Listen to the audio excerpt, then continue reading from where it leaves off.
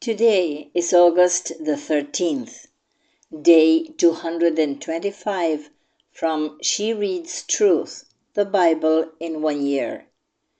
We will be reading Proverbs chapters 17 and 18 and Acts chapter 8 verses 26 to 40. Proverbs chapter 17. Better is a dry morsel with quiet than a house full of feasting with strife. A servant who deals wisely will rule over a son who acts shamefully, and will share the inheritance as one of the brothers. The crucible is for silver, and the furnace is for gold, and the Lord tests hearts. An evildoer listens to wicked lips, and a liar gives ear to a mischievous tongue. Whoever mocks the poor insults his Maker. He who is glad at calamity will not go unpunished.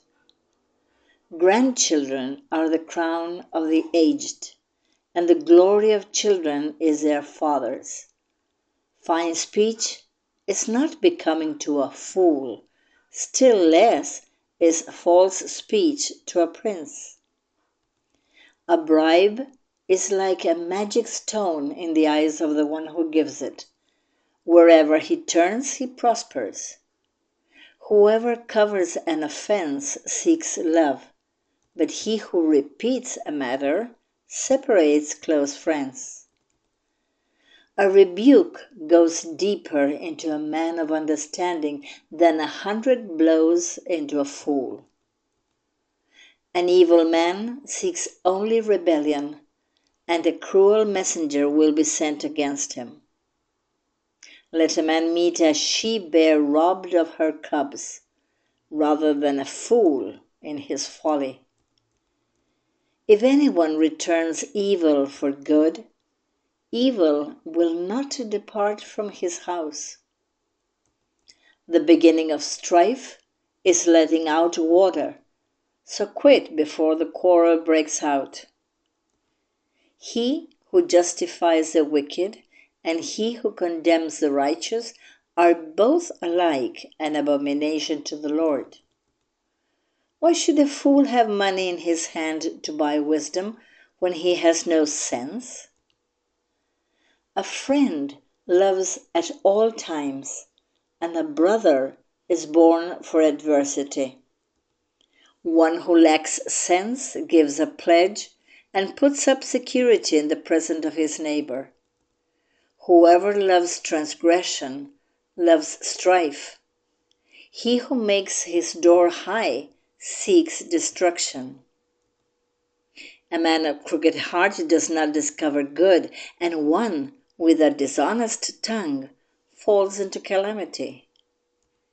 He who sires a fool gets himself sorrow, and the father of a fool has no joy. A joyful heart is good medicine, but a crushed spirit dries up the bones. The wicked accepts a bribe in secret to pervert the ways of justice. The discerning sets his face toward wisdom, but the eyes of a fool are on the ends of the earth. A foolish son is a grief to his father and bitterness to her who bore him. To impose a fine on a righteous man is not good, nor to strike the noble for their uprightness. Whoever restrains his word has knowledge, and he who has a cool spirit is a man of understanding. Even a fool who keeps silent is considered wise.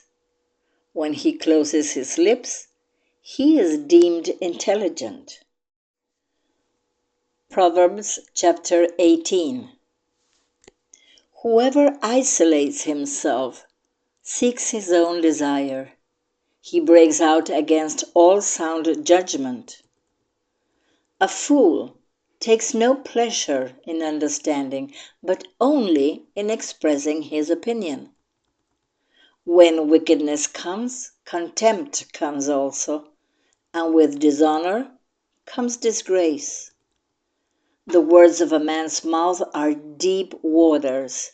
The fountain of wisdom is a bubbling brook. It is not good to be partial to the wicked or to deprive the righteous of justice. A fool's lips walk into a fight, and his mouth invites a beating.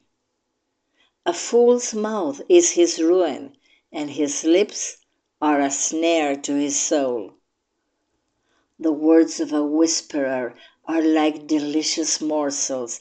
They go down into the inner parts of the body. Whoever is slack in his work is a brother to him who destroys. The name of the Lord is a strong tower. The righteous man runs into it and is safe. A rich man's wealth is his strong city, and like a high wall in his imagination. Before destruction, a man's heart is haughty, but humility comes before honor. If one gives an answer before he hears, it is his folly and shame. A man's spirit will endure sickness, but a crushed spirit who can bear? An intelligent heart acquires knowledge, and the ear of the wise seeks knowledge. A man's gift makes room for him and brings him before the great. The one who states his case first seems right, until the other comes and examines him. The lot puts an end to quarrels and decides between powerful contenders. A brother offended is more unyielding than a strong city, and quarreling is like the bars of a castle. From the fruit of a man's mouth his stomach is satisfied. He is satisfied by the yield of his lips. Death and life are in the power of the tongue, and those who love it will eat its fruits. He who finds a wife finds a good thing and obtains favor from the Lord. The poor use entreaties, but the rich answer roughly. A man of many companions may come to ruin, but there is a friend who sticks closer than a brother. Acts chapter 8, verses 26 to 40. Philip and the Ethiopian eunuch. Now an angel of the Lord said to Philip, "Rise and go towards the south, to the road that goes down from Jerusalem to Gaza. This is a desert place." And he rose and went. And there was an Ethiopian, a eunuch, a court official of Candace, queen of the Ethiopians, who was in charge of all her treasure. He had come to Jerusalem to worship and was returning, seated in his chariot, and he was reading the prophet Isaiah. And the Spirit said to Philip, "Go over and join this chariot." So Philip ran to him and heard him reading Isaiah, the prophet, and asked, "Do you understand what you are reading?" And he said, "How can I, unless someone guides me?"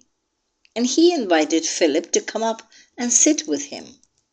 Now the passage of the scripture that he was reading was this: "Like a sheep he was led to the slaughter, and like a lamb before his shearer is silent, so he opens not his mouth.